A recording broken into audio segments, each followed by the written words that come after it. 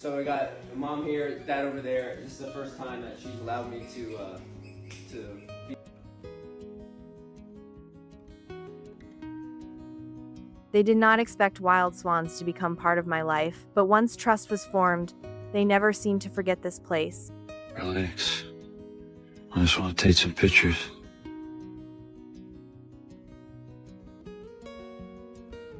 It all started about 6 years earlier, when they noticed a lone swan lingering near the edge of the yard. The swan kept its distance, but its eyes stayed fixed on them, curious, but still careful. A few weeks later, another swan appeared. Then the visits became more regular. At first, they were just passing through.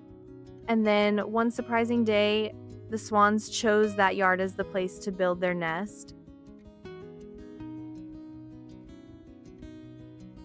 They remember standing there thinking, why here? There were so many other safe spots around the lake, but somehow, these wild birds picked this one small patch of ground, and that feeling, that quiet honor, stayed with them. In the beginning, they only watched from a distance. They didn't approach or try to interfere. They just let the swans gather twigs, build their nest, and care for each other. And then, little by little, something gentle and unexpected happened.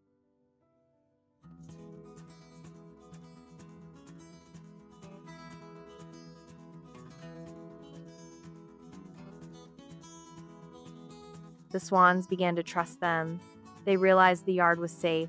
They understood this person was not a threat, but a quiet friend.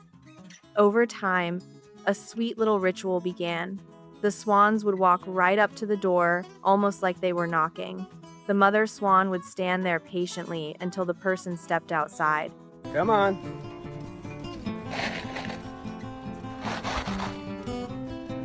Then she would slowly waddle forward and lead them over to her babies, almost as if she were saying, "Look at them. Aren't they beautiful?" On the water, swans look like pure grace, gliding like royalty, calm, steady, elegant.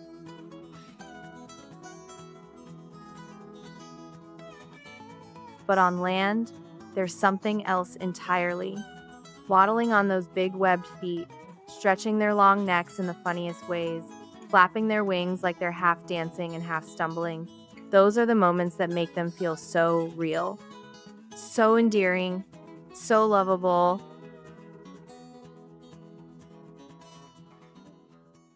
What amazed the person most was the way the swans greeted them. Whenever they stepped into the yard, the birds would give a soft nod, almost like a warm hello. And in those gentle moments, it became clear these weren't just birds passing by. These were true friends. They knew the person, they trusted them, and they were choosing to share a piece of their lives. And then there were the vet trips. Just picture it. This person is driving down the road with a swan sitting in the passenger seat, its long neck sticking out the window, watching the whole world go by. At every red light, people stared. Some took pictures, some laughed. And the swan, well, it didn't care at all. For the bird, it was just another day.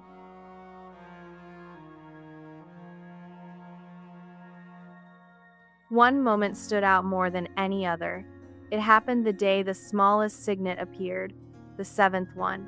They knew instantly that this tiny one wouldn't survive without help. So they lifted it up, kept it warm, fed it, and stayed close. From the very first day, that fragile baby trusted them completely.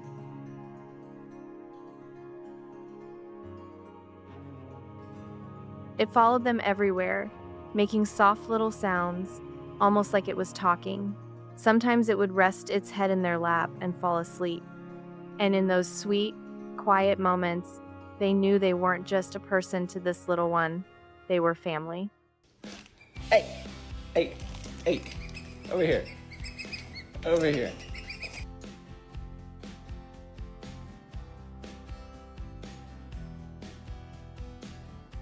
They still wonder why the swans chose that yard.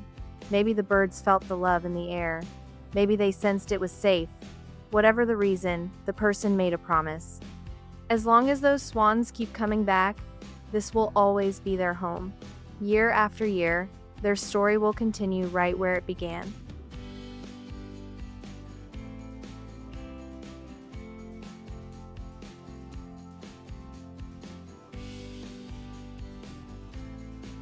So if anyone out there has ever thought about helping an animal, whether by adopting one or simply creating a little space the wild can trust, remember this: the bond you build may change your life forever.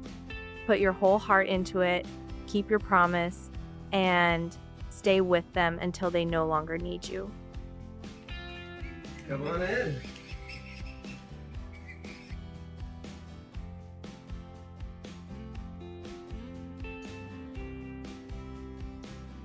Come on, let's go. Outside. Outside, please. Let's go. Excuse me.